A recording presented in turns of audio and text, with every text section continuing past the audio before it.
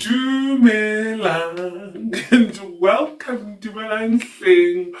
Oh, it's been a minute. It's been a while. So, welcome to my YouTube channel.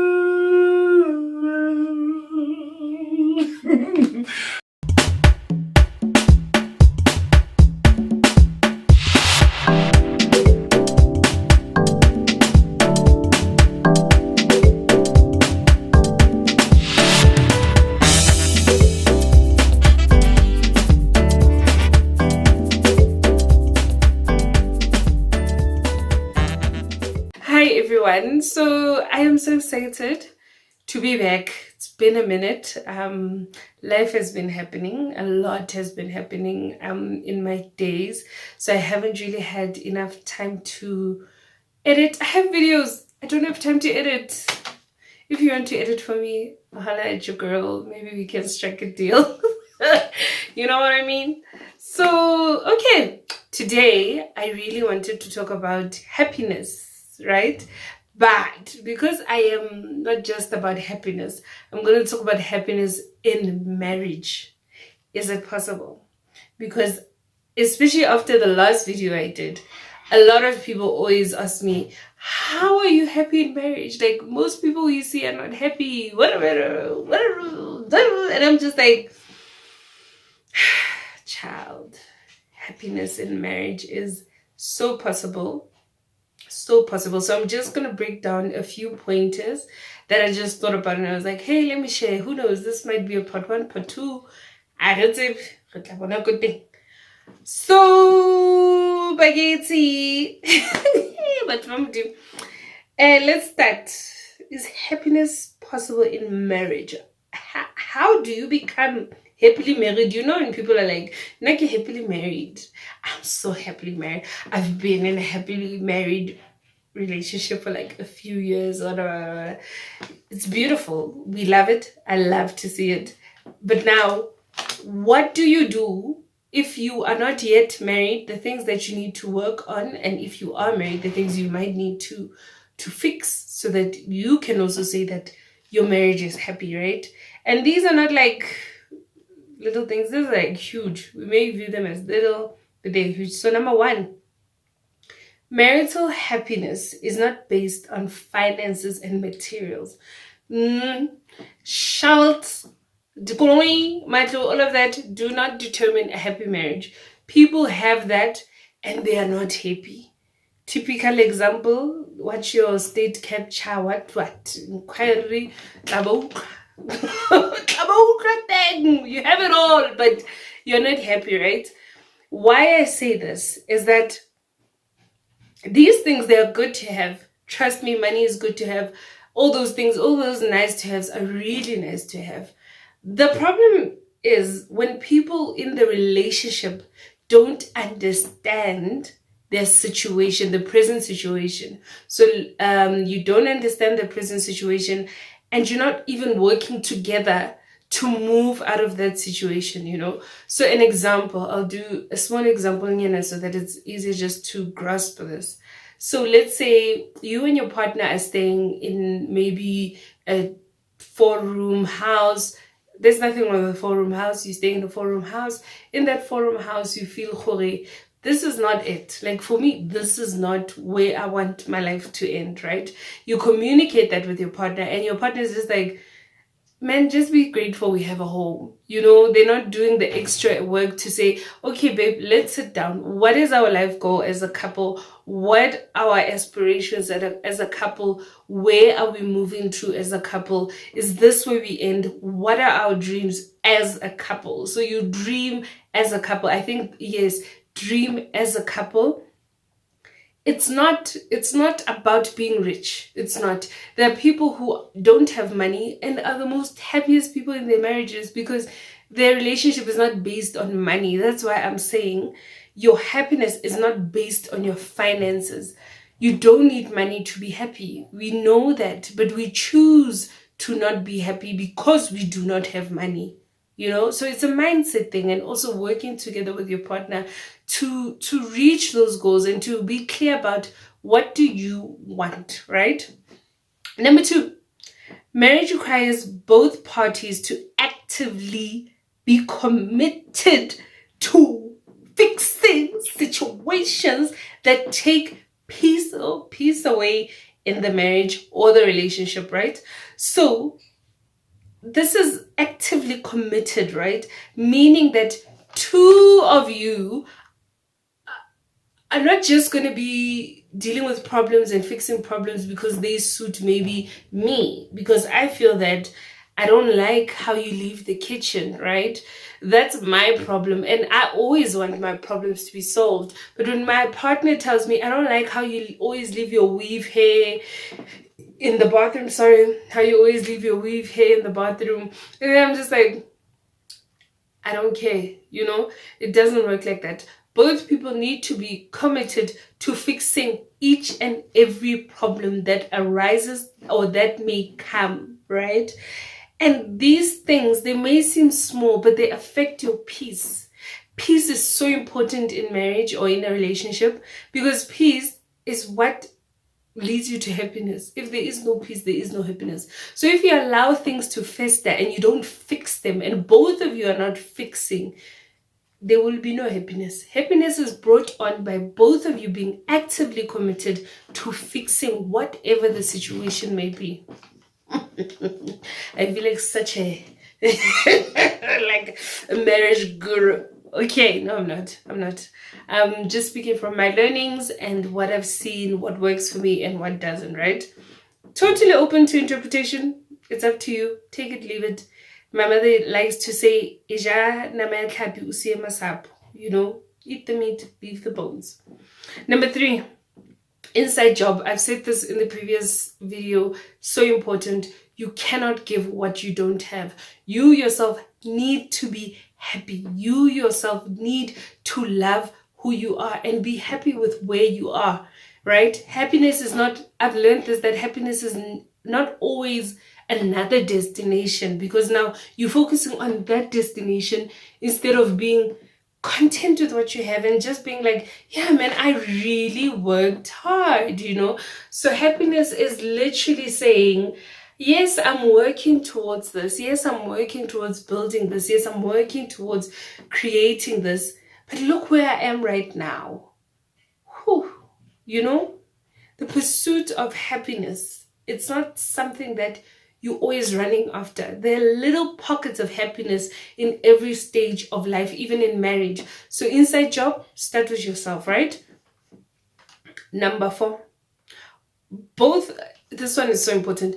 Both people should be fulfilling their specific life goals, right?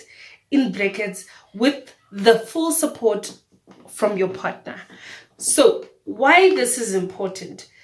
Each and every person in this world is driven by a purpose, is driven by a need to fulfill a certain purpose or to create a life for themselves that they feel is important, right?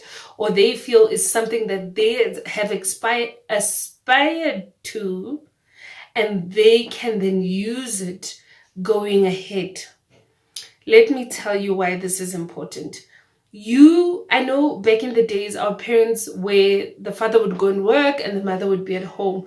Usually the mother, her dreams would be sidelined and she would never get that thing, I have fulfilled this, I'm living a purposeful life, right? And that would lead to emptiness, usually. I don't know about other people, but that's what I saw. So what is happening now is that young couples, young people are saying, okay, we're going to work. Both of us are going to work. Both of us are going to contribute to the household. Both of us are going to build our dreams, right? But one's dream shouldn't outweigh the other one's also dream. Yes, support me, but my dream shouldn't now consume your dream and stop you from having your own dream. Important. Each person in the relationship needs to work on saying, listen, I love this. I want to do this. Like for me, I love acting. I love music. I love the arts, right? And my husband supports me, like, oh, guys, you don't know. But example, he supports, even though he doesn't understand sometimes, like call sheets, what, acting, what, music, rehearsals, he doesn't understand. But in his not understanding, he never says no. Like, he's always like, okay, teach me, how can we do this? How do you do this? What do you need? Where do you need me to support you? You know? So both of you need to be fulfilling your own life goals within your marriage and include each other in those life goals. Okay. Then number 5. Oh, this one is important, and I said it, but you need it. This brings a lot of happiness. You cannot be happy with a selfish person. You cannot be happy in a relationship with somebody who never considers you. So you always need to be considerate, and you always need to be unselfish. So imagine if the both of you are not selfish. Kuzoba mnandi. You're thinking about this person. You're literally saying, my love, I thought about this today. What do you think? You know, being there for each other, understanding there. This creates so much happiness because nobody feels like one is above the other or one's thoughts are greater than the other, but we are both working together to create something. Collaboration, that's what they use. Collaboration and understanding. Number 6. Guys, this one is so important. All of them are important, but this is my favorite one. Happiness does not thrive in an environment where people can't admit their shortcomings and be assisted to do better. So we are not perfect, all of us. Nami, I'm not perfect. I know my faults, I know my weaknesses, and because my husband also knows them, he'll tell me, babe, your weakness is this. Like, yeah. And I'm aware of it, and I'm working to make it better, right? So both people need to understand that we are not perfect. Far from the word perfect. We are not perfect. But what I may lack in, I'm going to work at fixing it. I'm going to work at creating something bigger than what and being better, I think, yeah, let me say that, being better. So meaning that you're open to criticism, especially if it affects the relationship. If it affects the running of the relationship, it needs to be dealt with. So example, one of my shortcomings is I can lose focus really, really quickly. So let's say you're talking to me, I'll zone out or think of something else and do that, and then I won't finish what we were talking about. That's one of my shortcomings. I'm aware of it. He tells me about it. I always try to not be like, if I'm busy, I'll be like, babe, give me like a few minutes. I'm going to give you my full attention. Let me just finish this, so that both of us, we understand that I have the shortcoming and I'm working on it, right? You can't be the same person if it affects your relationship negatively. Some things you need to outgrow, some things you need to move out of. And yeah, man, those are the 6 pointers about happiness in marriage. Those definitely will help you. Those will definitely lead you in the right way. And yes, guys, thank you so much. Ke leboha for the support. We are almost at 100 subscribers. For me, that is huge. I know some people, they're like, 100, they're like, girl, what? No, I'm not playing. For me, that is amazing. Thank you so much for all the comments. I love communicating with you. Listen, if you want to follow me on Instagram, I'm a mommy, musician, actor. Follow me on Instagram. Go to search at thatomopereo_m, and this is my YouTube channel. And if you want to go on Facebook, you can go, but Facebook, it's Thatomopereo Akane Makubele on Facebook. Thank you so much, and please do let me know what do you like. What do you think about these comments that I've made, these pointers?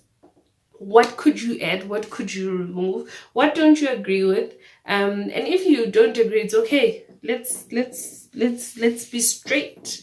We can't agree on everything. But for me, those are the things that add to me being happy. I am happy. I want my marriage to be happy. I want my relationship to be happy. And that should be also your your end result. You want happiness. You want a fulfilling relationship that not only nourishes your physical, but it nourishes also your spiritual, your emotions, everything that has to do with you being the amazing person you are. Thank you so much for being you. Continue being great, continue being fabulous, and don't you let anybody tell you any different. Yeah, man. Thank you, and see you in the next video. And guys, I have videos I still need to upload.